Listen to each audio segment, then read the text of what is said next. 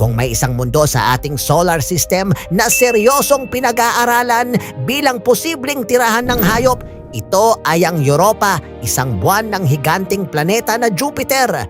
Halos puro yelo ang ibabaw ng Europa, pero base sa mga datos ng NASA, may napakalawak na karagatan ng likidong tubig sa ilalim ng yelo na natukoy sa pamamagitan ng pagsusuri sa magnetic field ng buwan.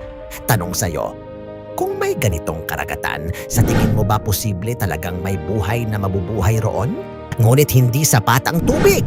Ang Europa ay paulit-ulit na naiipit at nahihila ng malakas na gravity ni Jupiter, isang proseso na tinatawag na tidal heating na nagdudulot ng init sa ilalim ng yelo at posibleng mainit na bahagi sa seabed.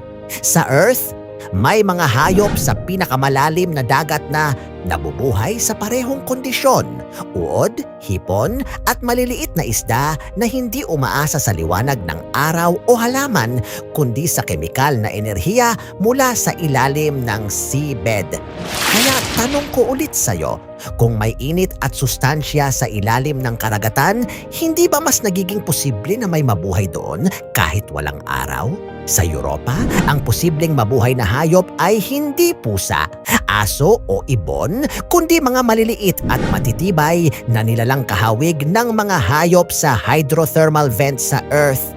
Uod na kaya ang matinding pressure, hipon at crustaceans na kumakain ng kemikal at eel-like na isda na kayang mabuhay sa dilim at lamig.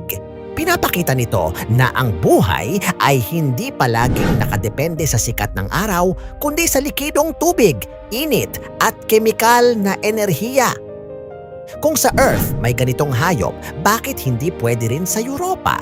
Pinagsama ang tatlong basehan, tubig, init mula sa tidal heating at halimbawa sa Earth, lumalabas na ang Europa ang pinakalohikal na lugar para sa buhay ng hayop sa labas ng Earth.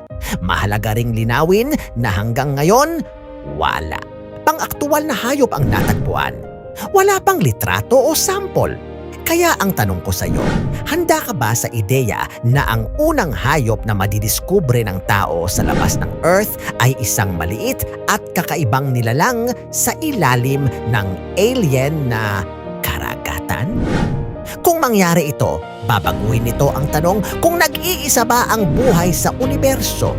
Sa huli, iniimbitahan kitang isipin, kung may hayop kang pwedeng ipadala sa Europa, alin ito at paano mo siya ini-imagine na mabubuhay sa ilalim ng yelo?